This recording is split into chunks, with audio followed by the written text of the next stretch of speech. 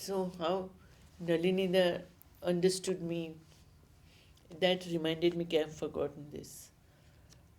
I was in Delhi.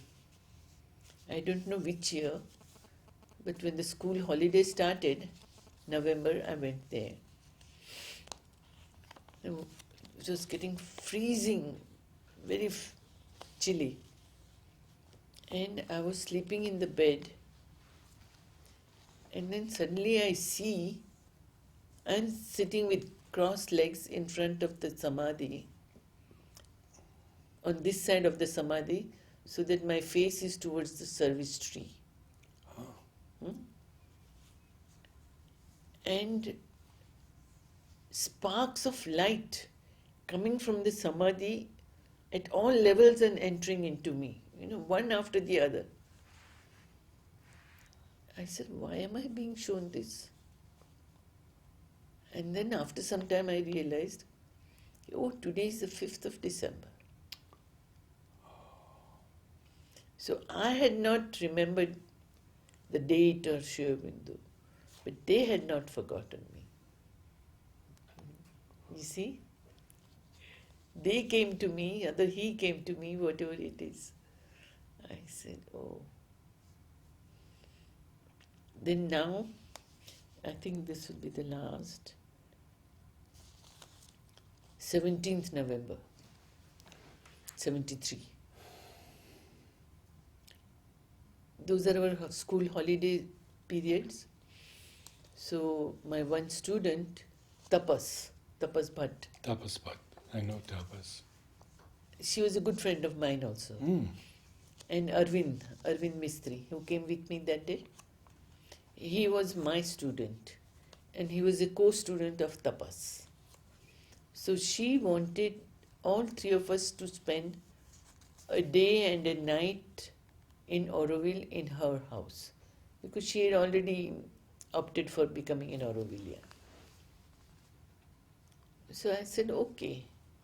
So we took our one pair of clothes and all, went on our cycles, roamed the whole of Aurobindo. On the 16th or the 17th? On the 17th. On the 17th. On the 17th. Early morning we set off. And then around 5:30, I said, Arvind, I want to go home. You take me home. I was saying, Sudha, you can't go. You have promised to spend the night with me. I won't allow you to go. I said, no, I have to go. I want to go. I go, Arvind, let's go. Both of them are looking at me because Sudha never breaks her word. And here she's adamant, I must go. So then I told Tapas, we'll come another day, but today I must go. So we came home, roaming in the sun and red soil and all of Aurobindo. We were really tired. We had shower, some meal, and we went to sleep. Arvind was staying with us at that time. That's another story. You see, when he was my student, he finished his higher course in 72. Up till now, he was staying in a boarding with other boys. But when you finish your studies, you have to move out. You can't stay in the boarding. So as I was his teacher, he said, Sudhaman, I won't be able to stay alone. I must be in company. I must have some family.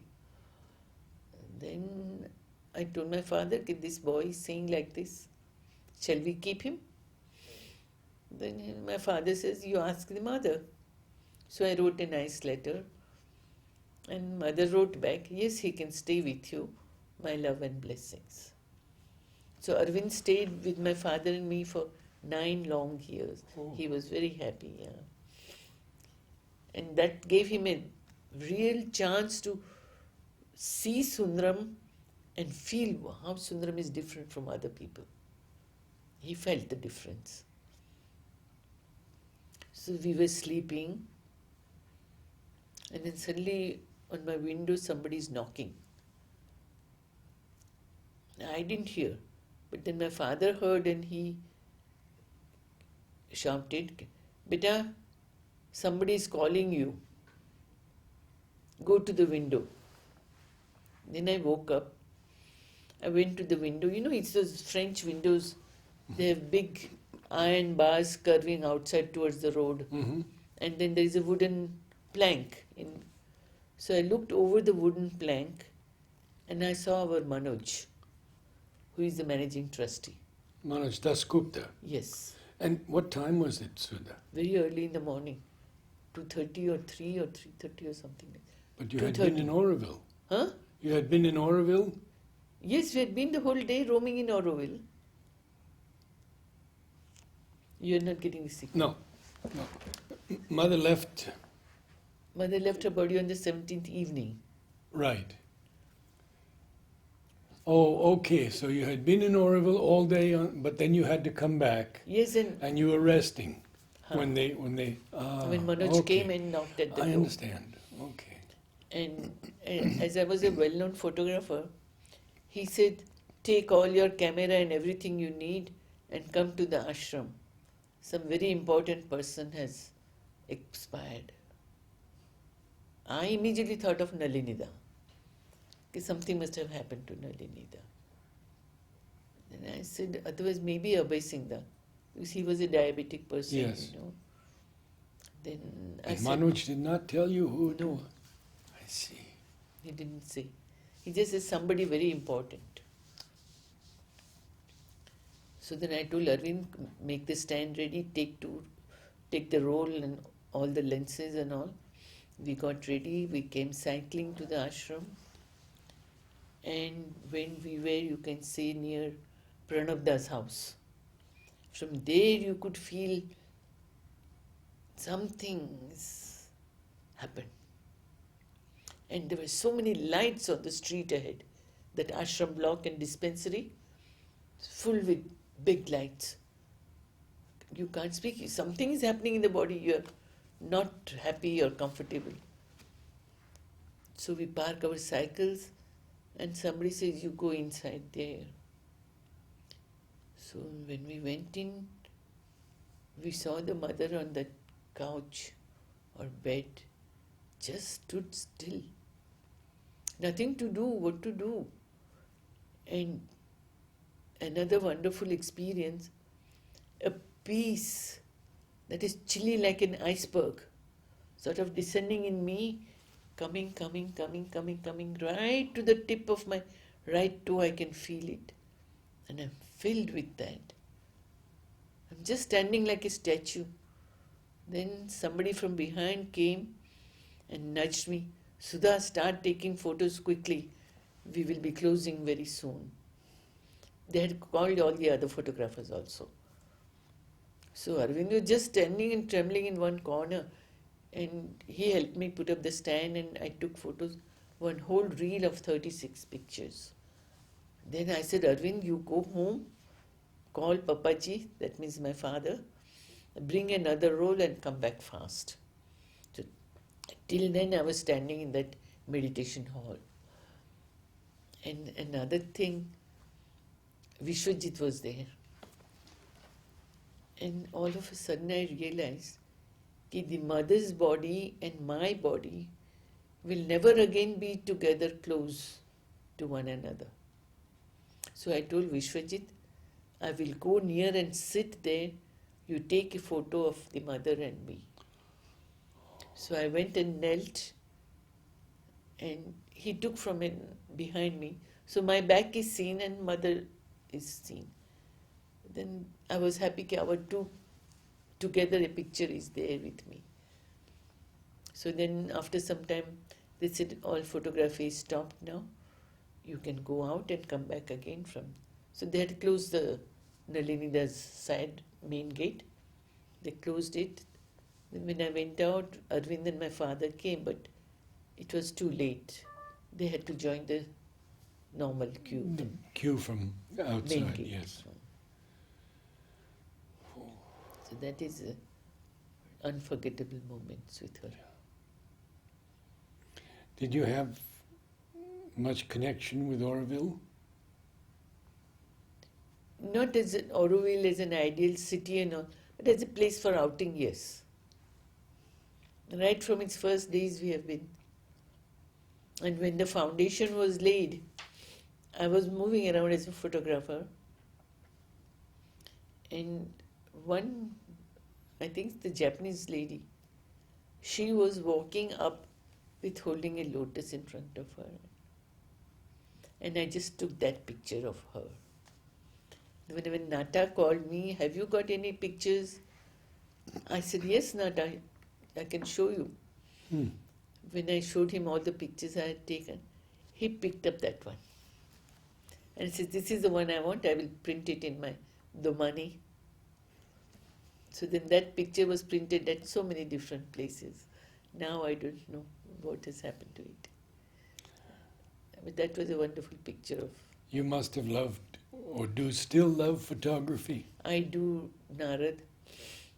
But then you see, when I really wanted a camera, our Japanese friend from Japan, he brought me one of those wonderful Mamiya C3. I remember the Mamiya. Yes. I never used one though. No? No. I used it very happily. And then you see, we would go out cycling. I would be there. Arvind would be with me. And then, you know, Kanak Ganguly, Robi Ganguly, Amyo Ganguly. I knew Robi better. Yeah. Yeah. Kanak was a very good sportsman. Number one in everything he did. Table tennis, football. So Kanak, myself and Arvind, we would go out cycling. And this Mamiya would be there with me. Then you feel the need of a telelens. Then you feel the need of a wide angle. Then you feel a need for the filters. Then you have to have filters for all the three lenses. So carrying all that and moving around, I did it for quite some years, quite happily. I never felt the weight.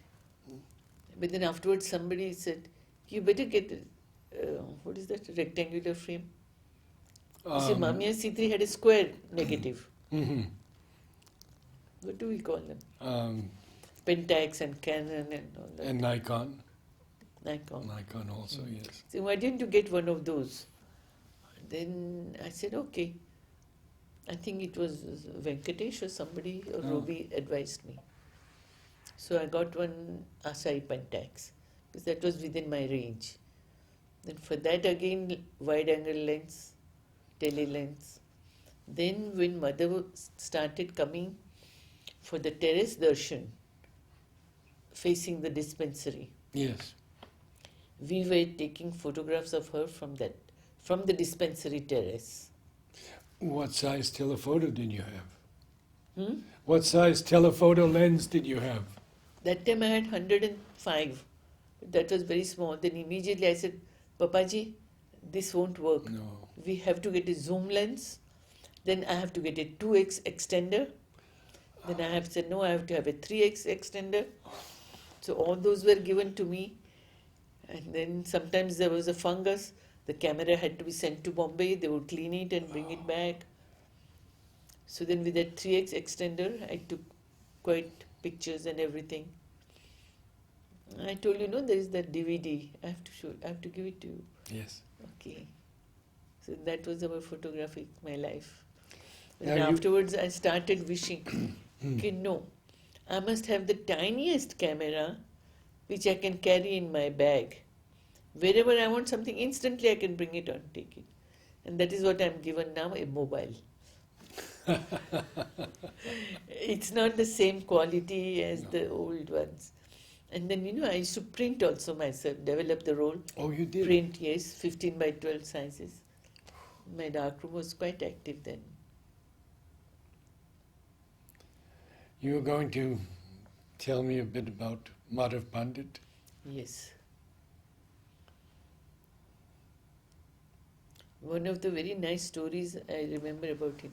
He used to go to mother every morning with 100 rupee note, you know, crackling note, and take it up to mother. Then come back with the blessings and flowers and all. Then one day some visitor came to him and says, I want this photo of the mothers, but I don't have money. Can you give it to me free? So here again Madhav Pandit says, I will ask the mother.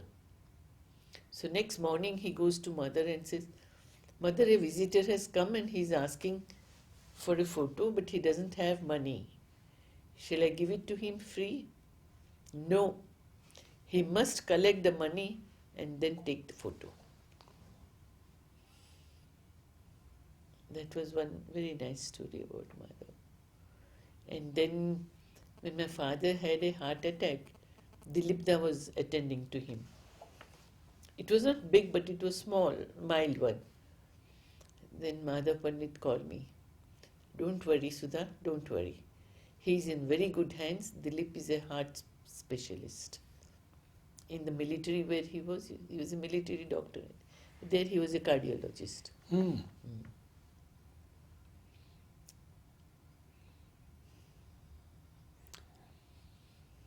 And then there was not much exchange other than that, unless my father sent me, you go and give this to Madhav or you give this to.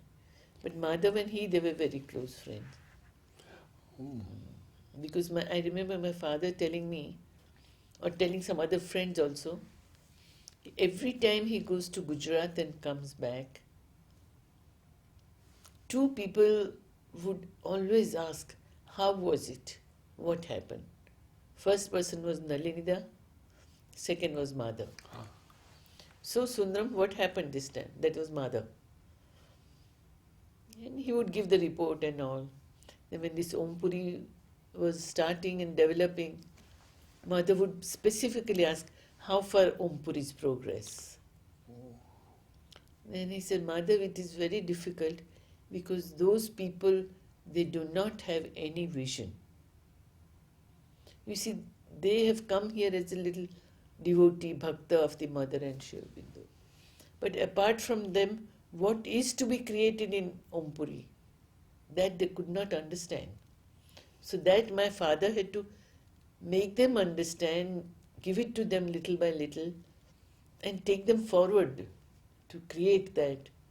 But it didn't happen. What is it like now? Right now we have about 10 houses.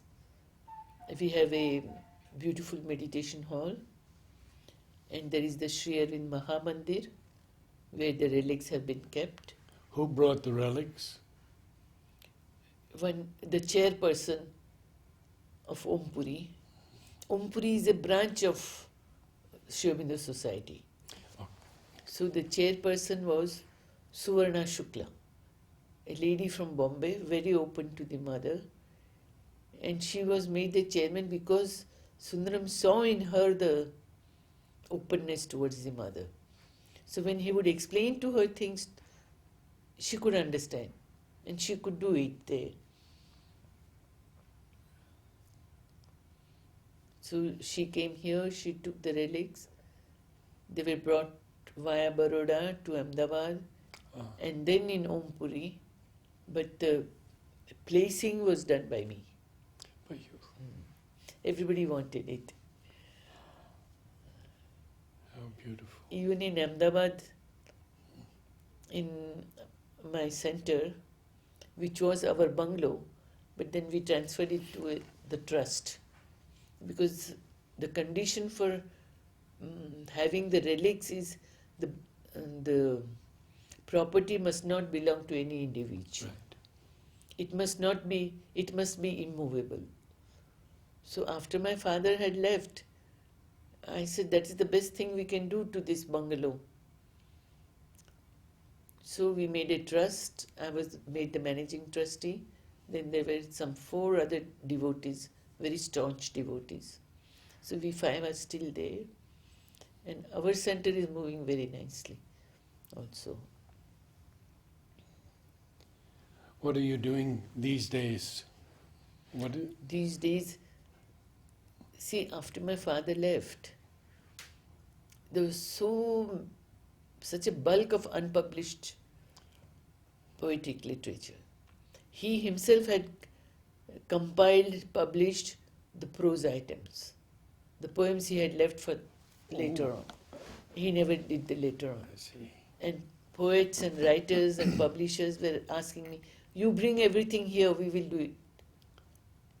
I said, I can't just take from the cupboard and hand it over to them.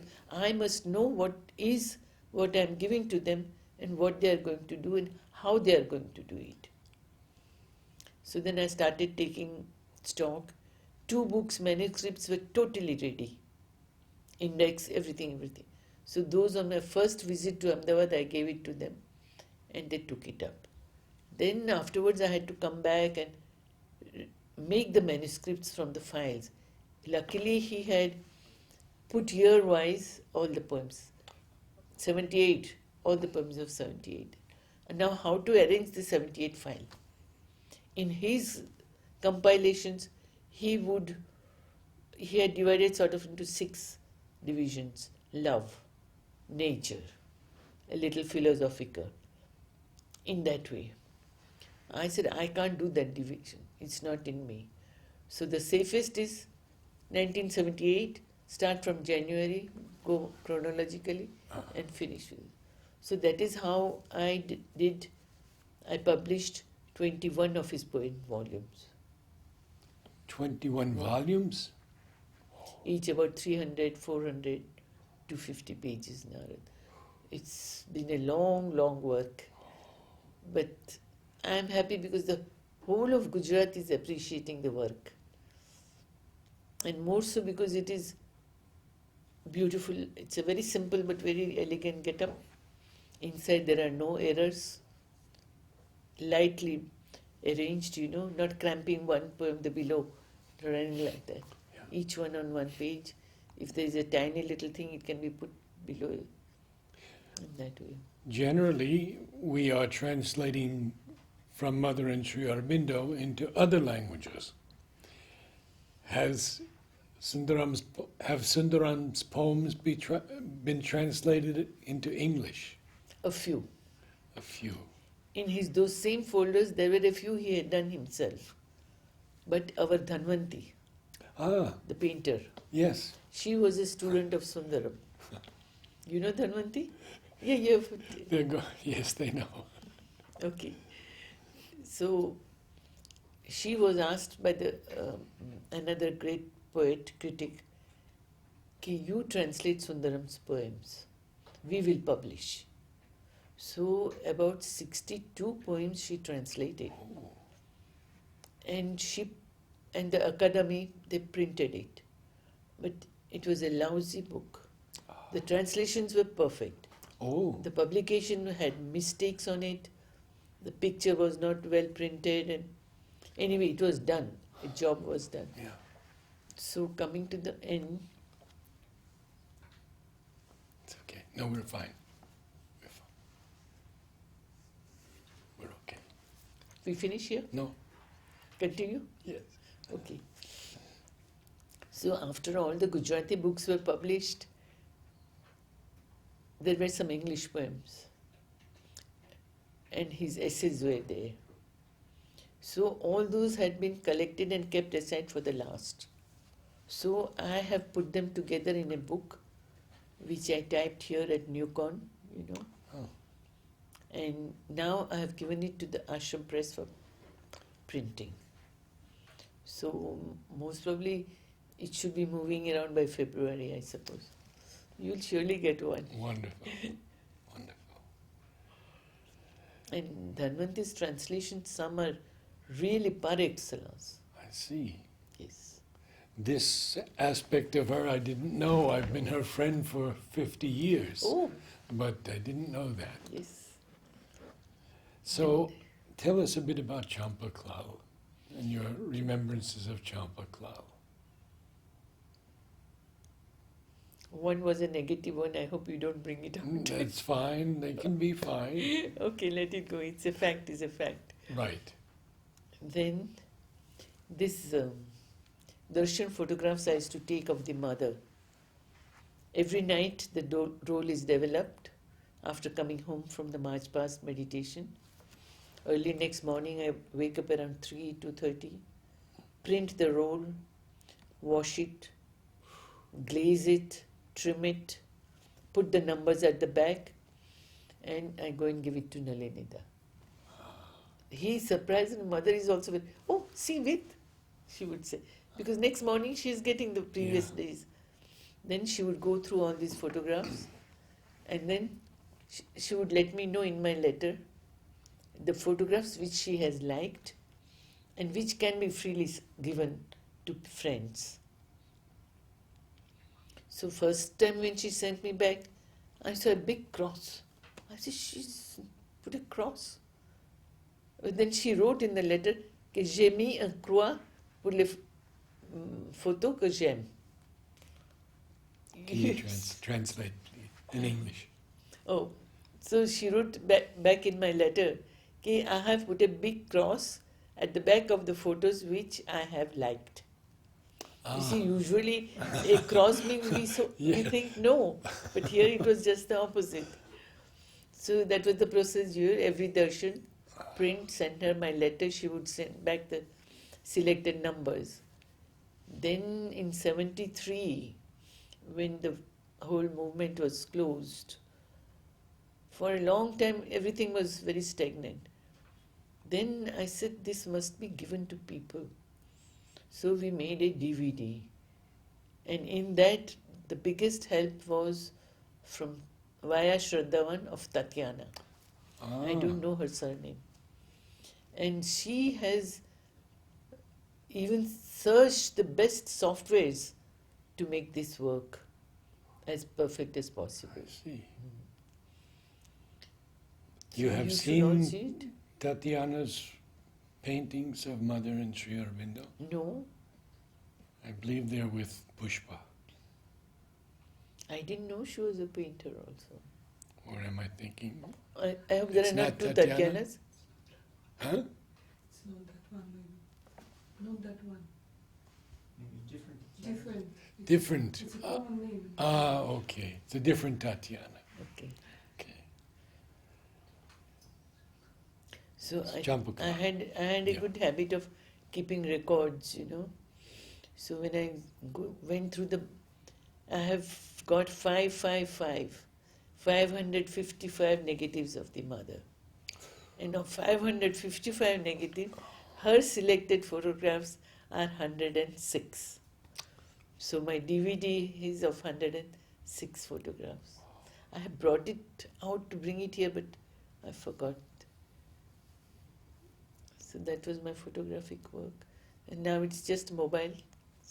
But I enjoy that also. Sure. Because now there is no black and white world. No more. It's all color. And I don't feel like Since photographs would be given for bulletin. So I would submit mine.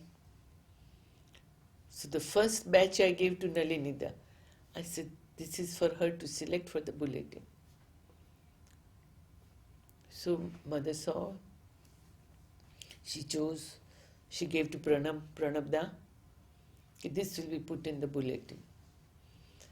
Then after 1 or 2 days, Pranabda meets me in the ashram. You didn't send the photographs through me. I said, I didn't know, Dada, that it has to go through you. All my movements toward mother is through Nalinida. So that is how I went. Then he didn't insist further. But then that movement continued.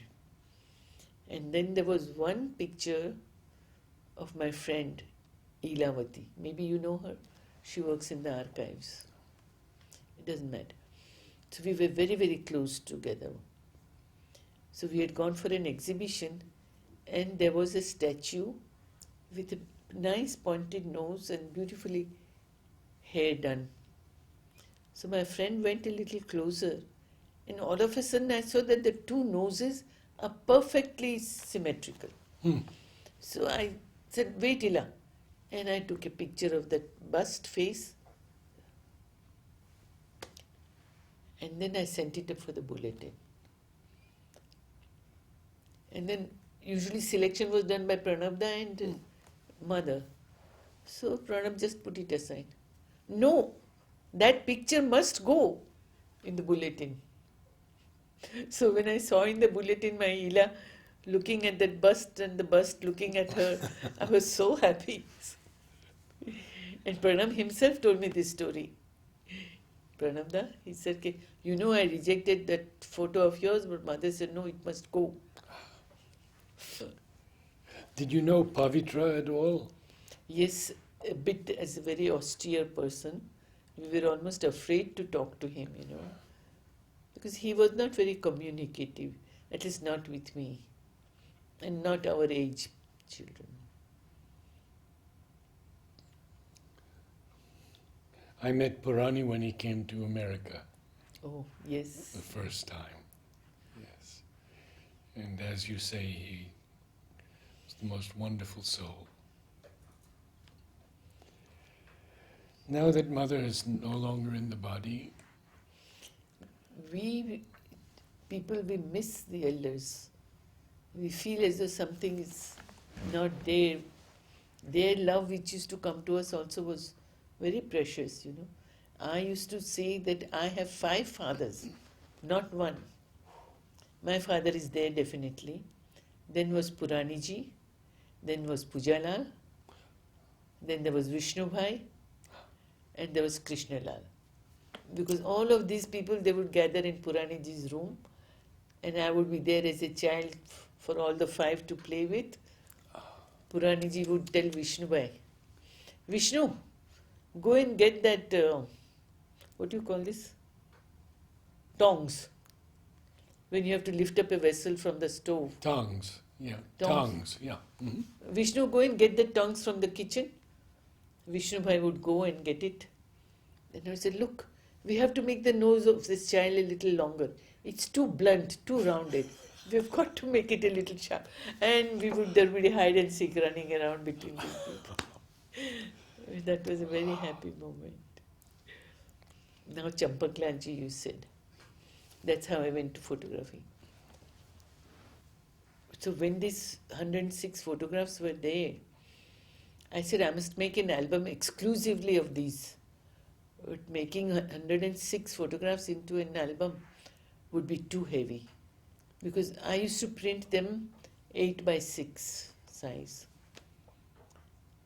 So to make the album, I chose a grey shade paper from our ashram man, and I asked them to process the paper in such a way that there would be some fine lines on the texture. So they did that for me, for my 3 albums. The first album had 42 pictures. So I took them to Champaklal. He said, you come around 12 o'clock. So I took the album and went to him. We went to his personal room behind. He sat down cross-legged, made his dress nice and neat, put a fresh piece of cloth on his knees, then took the album and put it on his knees. First he sat half a minute with this. Then slowly he is opening the second page. He is not reading what I have written. Third page, the mother's photo is there. So he looks at it, he joins his palms, stays there for half a minute, 1 minute.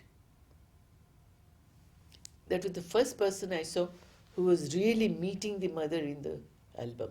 Otherwise, others they just go this. And he started doing this with every photo. And I was sitting next to him. And then I started, it became, meditations developed. And on and on and on. I think 45 minutes we were there together, looking at that album. And that was a meditation I've never had again. Maybe not even what we used to have in the playground with the mother sitting in front. And all. This was very unique, very unique. I can show you the album sometime. Yes, Huh? yes. You would enjoy it. Another young man from Ahmedabad. He is also a disciple of Mother and Aurobindo. Now, he works in ISRO in Ahmedabad. So, they have a cricket team. They play in Ahmedabad itself. And sometimes there is a match in Bangalore. So, he is sent from Ahmedabad to play in the cricket tournament. So, he had come here once. And he said, I'm so near Pondicherry. Today is Guru Purnima. You know Guru Purnima? Today is Guru Purnima. I must go to Pondicherry and do my pranams at the Samadhi. So he rushed down, he went Samadhi. And then he says, I have come up to here, I must meet Sudhaben. So around 12:30 he comes and knocks at the door. Then he comes in. I said, oh Sanjay, what happened? What brings you here?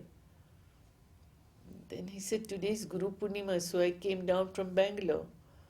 So the way he said Guru Purnima, I said I must show him my album. So I brought the 3 albums out, made him sit comfortably, and I said, now you watch. I don't speak when the friends watch the album, they just watch and act. And halfway through, he says, Sudha, what sweetness flows from each photograph. It's so sweet, it fills you up. I said, Sanjay, do you know, she's called the sweet mother. She's full of sweetness. And I was happy that he felt it. He felt that sweetness. It wasn't just a picture or a face. Any other remembrance of Champaklau? No, this one. That was the one. And that other one. So which, powerful. Now that Mother is no longer in her physical body, we are all here. yes. Tell us what you feel.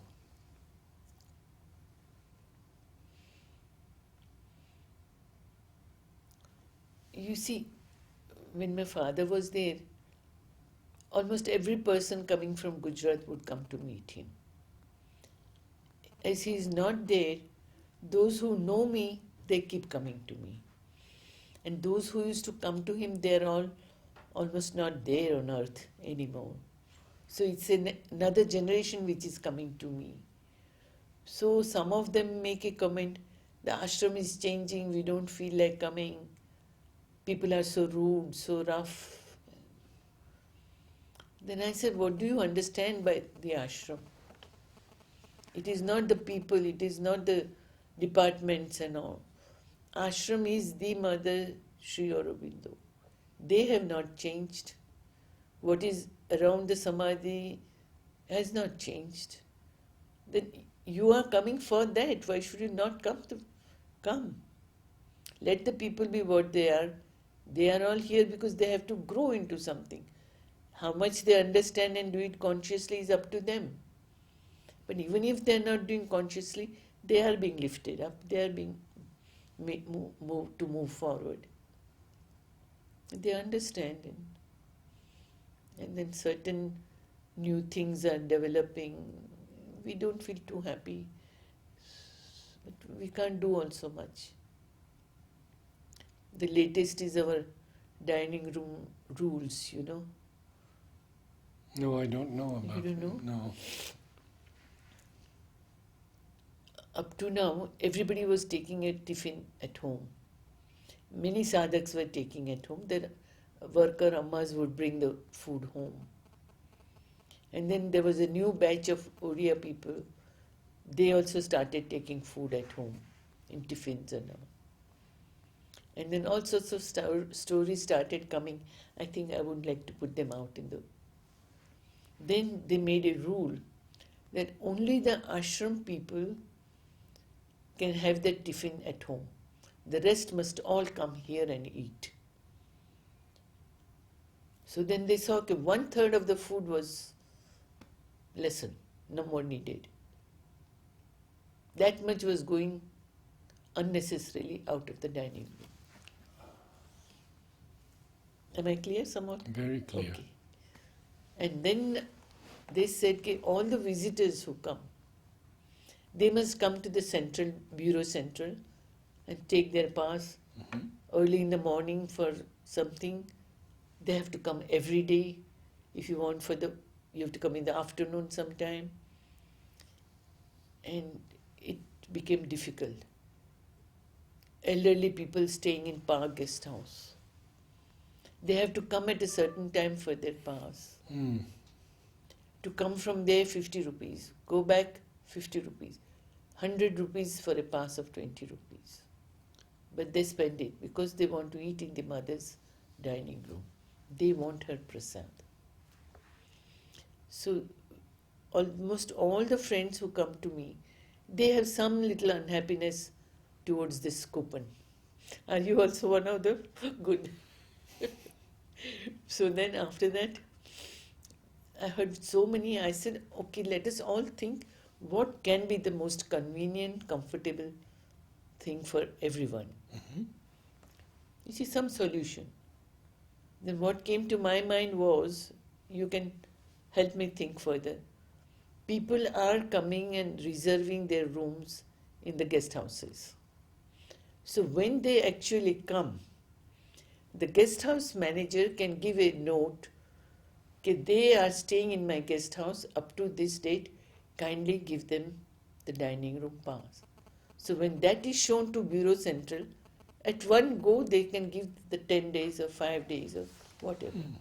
That would solve a lot of unhappiness. I mean, I'm still thinking, should I give it to in writing or should I talk to that? You know, there's the latest trustee, one young girl, Abhipsa Nagara, Abhipsa, yeah. Dhanvanti's niece. Mhm. She also was a student of mine once. Ah. So I can tell her, like I would talk to my daughter or something like that. Should I give it in writing or should I just talk to her? So I'm still biding my time. Sudha, it's been a wonderful afternoon. But it's been so Thank you so much.